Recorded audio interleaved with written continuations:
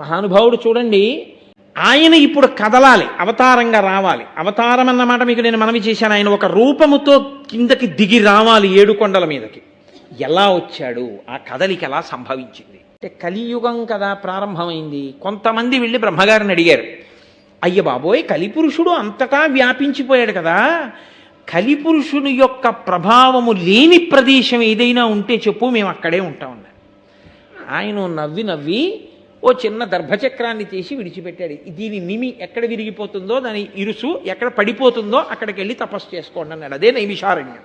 అక్కడికి వెళ్ళి ఋషులు ఆశ్రమాలు నిర్మించుకుని యజ్ఞయాగాదులు చేసుకుంటున్నారు. చేసుకుంటుంటే కదపాలి కదండి ఈశ్వరుణ్ణి తీసుకురావాలి అవతారంగా. కలియుగంలో లోకులు పాడైపోతున్నారు. ఎవరికి బాగా తెలుసు కలియుగ లక్షణం? ఒకటి బ్రహ్మగారికి తెలుసు, 2 నారదుడికి తెలుసు. చాలా పాడైపోతున్నా, ఎవరికి మనం పాడైపోతున్నామన్న స్పృహ ఉండదు. మనం ఎంత బాగుపడిపోతున్నామో అని అనుకుంటారు. అందుకే మీరు చూడండి, లోకంలో ఒక ఆశ్చర్యకరమైన సందర్భం ఉండదు. ఇంకా మీకు కొంచెం తక్కువ ఉంటుంది. నా బోటిగాడు ఈ ఉపన్యాసాలు చెప్పినటువంటి ప్రారబ్ధానికి ఒక పెద్ద శిక్ష ఒకటి అనుభవిస్తూ ఉంటాం. తనని తాను పరిచయం చేసుకుంటాడు. ముందొచ్చి నేను ఫలానా అండి అంటాడు, అంతే. తర్వాత వచ్చేటటువంటి మాట ఏమిటో మీరు గ్రహించేయచ్చు. మీకు అలవాటు అయిపోతుంది. ఆయన ఏమంటాడో తెలుసా అండి, నేనండి ఇప్పటికీ వెంకటేశ్వర స్వామి వారికి అండి ఓ వెండి కిరీటం ఒకటి చేయించానండి. మా ఊళ్ళో రామాలయంలోనండి 2 మెట్లు కట్టి, నేనండి సింహాచలం మొదలుపెట్టి వెంకటాచలం వరకు అన్ని చోట్ల కళ్యాణం చేసేసానండి. వీడు చేయకపోతే ఆయనకి కళ్యాణమే లేదన్నట్టు మాట్లాడుతుంటాడు. అసలు నిజంగా ఈశ్వరుడు నన్ను అనుగ్రహించాడు, నేను చేసిన దానితో పోలిస్తే నీ చెయ్యని విన్ని అనుకున్నవాడు అది చెప్పుకోవడానికి సిగ్గుపడతాడు.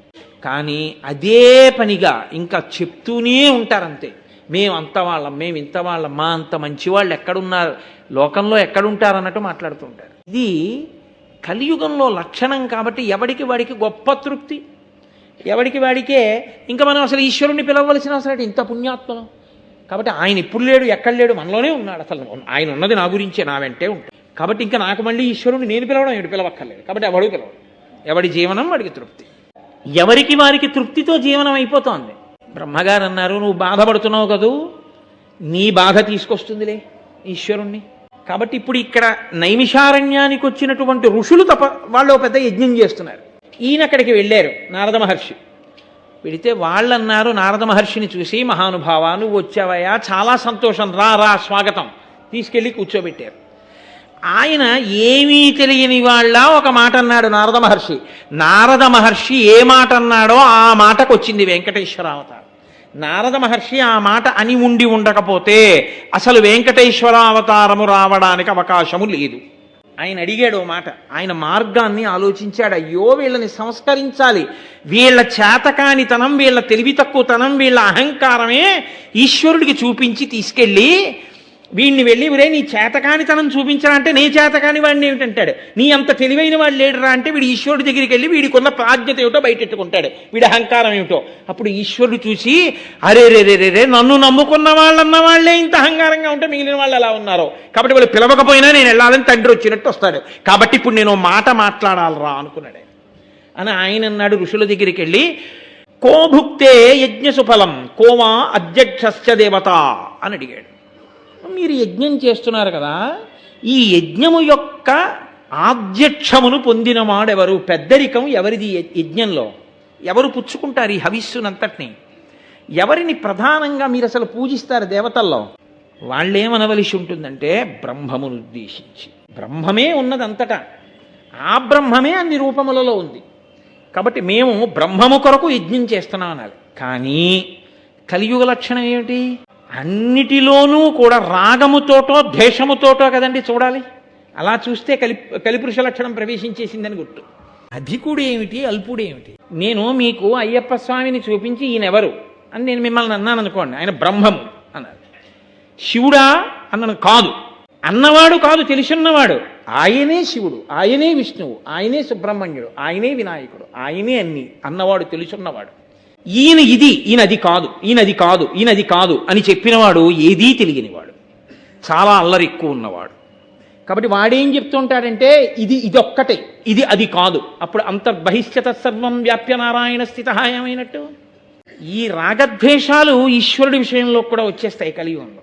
కాబట్టి వాళ్ళని ఈ ప్రశ్న అడిగాడు నారదుడు. ఎందుకని అడిగాడో తెలుసా అండి? ఆయనే అమాయకుడై అడగలేదు ఈ ప్రశ్న. ఒక్క ప్రశ్న, ఒక్క మాట ఈశ్వరుణ్ణి తీసుకొస్తుంది. ఆయనకి తెలుసు కలియుగంలో చాలా చాలా గొప్పది, తరించడానికి అవకాశం ఇచ్చేది ఏదంటే ఆ మాట ఒక్కటే. కలవు నామ సంకీర్తన. కలియుగంలో నామ సంకీర్తనమే. నామ సంకీర్తనం ఎవరు చేస్తారు? ఒక్క మనుష్యులే చెయ్యాలి, ఎందుకంటే వాళ్ళకే మాట ఇచ్చారు, మిగిలిన వాళ్ళకి మాట లేదు. కాబట్టి ఇప్పుడు ఈ మాట ఉన్న వాళ్ళు ఏం మాట్లాడతారో చూద్దాం.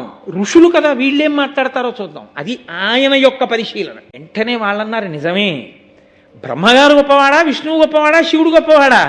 అది వీళ్ళ నిర్ణయించేది. అసలు అలా నిర్ణయిస్తాననడం ధర్మమా? అది వీళ్ళ కర్తవ్యమా? అసలు అటువంటి ఆలోచన రావచ్చా? ఒక్క బ్రహ్మము కదు సృష్టికర్త అయి, స్థితికర్త అయి, ప్రళయకర్త అయి ఉన్నది. ఆ బ్రహ్మమునందు సృష్టికర్త కాని, స్థితికర్త కాని, ప్రళయకర్త కాని ఒకరికన్నా ఒకరు ఎప్పుడు ఎలా తక్కువయ్యారు? అలా తక్కువై ఉంటే బ్రహ్మగారు వరాలిస్తే శ్రీ మహావిష్ణువు అవతారం స్వీకరించి చంపవలసిన అవసరమే ఉంది రాక్షసుల్ని. దేవతలందరూ వెళ్ళి, ఋషులందరూ వెళ్ళి, అయ్యా వాళ్ళు మమ్మల్ని బాధపెడుతున్నారని ప్రార్థన చేస్తే అస్తమానం 4 ముఖాలు ఆయన వెళ్ళి వరాలిస్తున్నాడు, ఆయన్నే చంపమనండి. ఆయనేమో మాట ఇచ్చేవాడు, నేను వెళ్ళి చెప్పేవాడిని ఏంటి, నేను ఎడనంటాడు కదండి. ఎప్పుడన్నా అన్నాడు ఆయన అలాగా? ఆయన ఎప్పుడు అనలేదే. వాళ్ళకి లేదు. ఎందుకు లేదో తెలుసా? ఒక్కటే కారణం, అది బ్రహ్మము. ఒక్క బ్రహ్మమే 3గా ఉండి సృష్టికర్త, స్థితికర్త, ప్రళయకర్త అవుతుంది. ఆయా అవసరములను బట్టి అది మారుతుంది. అందుకే అమ్మ బ్రహ్మము. మాతృదేవోభవ. అమ్మ సృష్టి చేసింది, తన కడుపుని ఆవాసంగా ఇచ్చి పుట్టేటట్టు చేసింది. ఆ అమ్మ పాలిచ్చి స్థితికర్త అయింది, నిలబెట్టింది శరీరాన్ని. ఆ అమ్మ పాలు అన్నం పెట్టి పెంచింది. ఆ అమ్మ పెద్దవాడి అయ్యాక కూర అన్నం పెట్టింది. ఆ అమ్మ నీ భార్య చేత్తో వండించుకు తినరా అని కోడలికి నేర్పి కొడుక్కి పెట్టించింది. ఆ అమ్మే నువ్వు నిద్రపోకపోతే వీపు మీద 4 దెబ్బలు కొట్టి నిన్ను పడుకోబెట్టింది ఉయ్యాల్లో. లయకర్త, స్వల్పకాలిక లయం నిద్ర. ఒక్క అమ్మ సృష్టికర్త, స్థితికర్త, ప్రళయకర్త. ఏది అమ్మ నన్ను పడుకోబెట్టినప్పుడు గొప్పదా, అన్నం పెట్టినప్పుడు గొప్పదా, నన్ను కన్నప్పుడు గొప్పదా? నేను విచారణ చేస్తానని నువ్వు వెళ్ళగలవా? ఈశ్వరుని యొక్క స్వరూపమునందు బ్రహ్మ గొప్ప, విష్ణువు గొప్ప, శివుడు గొప్ప, నేను విచారణ చేస్తానడం కూడా అంతే అహంకారం. అందులో సందేహం ఏం లేదు. కాబట్టి ఇప్పుడు దేవత, అక్కడ ఋషులకే ఈ ఆలోచన రావడం, ఇంత చిత్రమైన ఆలోచన రావడం కలియుగ లక్షణమే.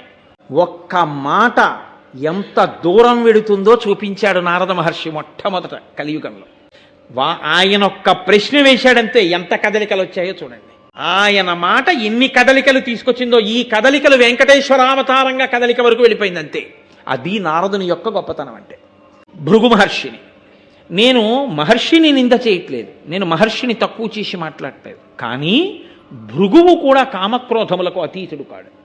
భృగువు అగ్నిహోత్రుణ్ణి శపించాడు ఒకప్పుడు.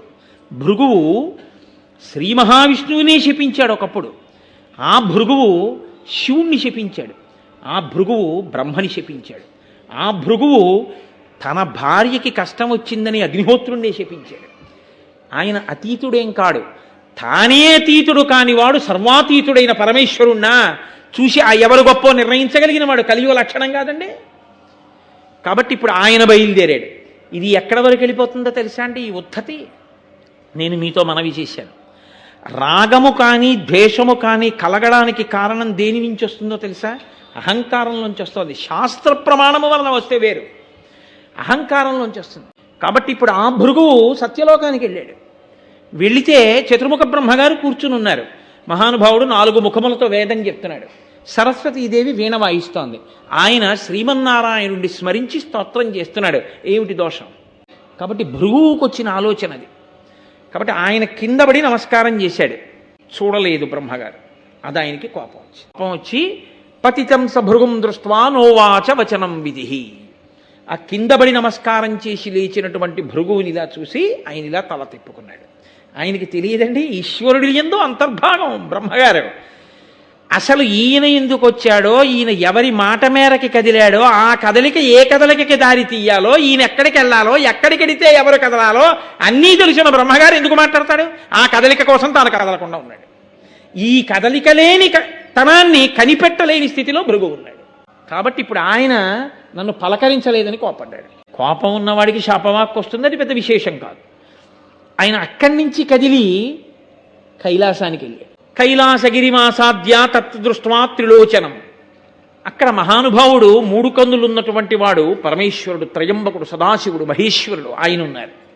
ఆయన పక్కన పార్వతీదేవి ఆయన తొడ మీద కూర్చునుంది. వాళ్ళిద్దరూ కేళియందున్నారు. అది కామక్రీడ అంటే పార్వతీ పరమేశ్వరులు పురాణాల్లో చాలా చోట్ల ఎలా కనపడతారో తెలుసా అండి? కామక్రీడలో ఉన్నారని చెప్తారు. కామక్రీడ కేళి. కేళి అన్న మాటకు అర్థం నేను తరచు చెప్తూ ఉంటాను. అమ్మది లాస్యం, అయ్యది నర్తనం. వాళ్ళిద్దరు ఎప్పుడు అలా కలిసి ఉండడం అంటే అర్థం ఏమిటో తెలుసా? అదే పనిగా అర్థం బద్ధం లేకుండా కామక్రీడలో ఉండడం కాదు. శరీరములకున్న అవయవములు కదులుతూ ఉండడం. లోకంలో ఏ ప్రాణిని చూడండి కదులుతూ ఉంటుంది. నేను ఇప్పుడు మాట్లాడుతూ ఇలా చేతులు కదుపుతున్నాను, తల కదుపుతున్నాను, కళ్ళు పెద్దవి చేస్తున్నాను, చిన్నవి చేస్తున్నాను, మాట్లాడుతున్నాను. నేను ఒక్కొక్క మాట చెప్పినప్పుడు అందులో అంతర్లీనంగా ఉన్న భావాన్ని నా ముఖంలో రసంగా ఆవిష్కరిస్తాను. నేను ఆశ్చర్యకరమైంది చెప్తే మీరు ఆశ్చర్యంగా ముఖం పెడతారు. నేను కోపమైంది చెప్తే మీరు కోపంగా ముఖం పెడతారు. భావములు లాస్యములు అమ్మవారు, నర్తనము కదలికలు పరమశివుడు. అది కేళి. అది వాళ్ళిద్దరూ కలిసి ఉండడం. అలా వాళ్ళు కలిసి ఉండకుండా వాళ్ళు ఆగిపోయారనుకోండి, లోకము జడీభూతమవుతుంది, స్తంభీభూతమవుతుంది. అలా దర్శనం చేయడమే అదృష్టం. అందుకే ఆ తాండవ నృత్యాన్ని దర్శనం చేసి నమస్కరించి వస్తారు తప్ప నా డ్యాన్స్ బాగుందా అని ఆయన అడగాలని ఎవరు అడగకూడదు. కాబట్టి ఈయన కూడా ఏం చేసి ఉండాలి? కిందపడి నమస్కారం చేసిన వాడు నా అదృష్ట హేతువు పరమేశ్వర దర్శనం అయిందని ఒక స్తోత్రం చేసి వెళ్ళాలి. ఆయన అలా చేయలేదు. నన్ను పరమశివుడు పలకరించలేదు. అది శాస్త్రమా? అది అహంకారంలోంచి పుట్టిందా?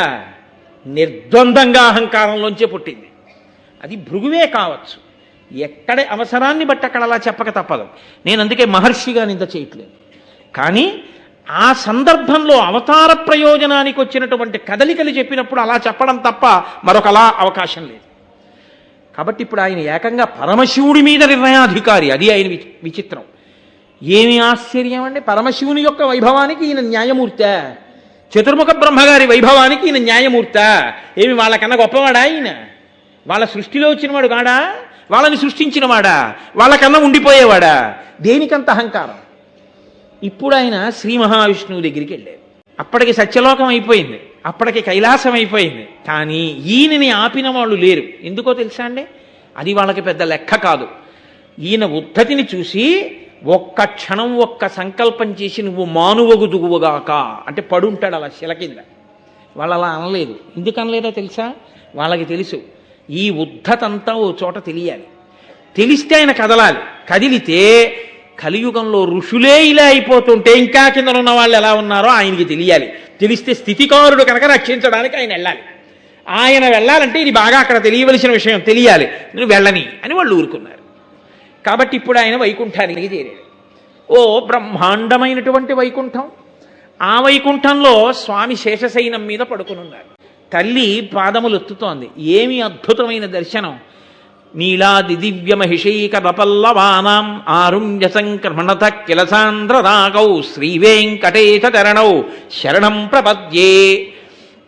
అంత దివ్యమైనటువంటి స్వామి యొక్క దర్శనాన్ని చేశాడు. ఏమి భాగ్యం నిజంగా! ఆయన కనపడడం నీకు ధన్యత.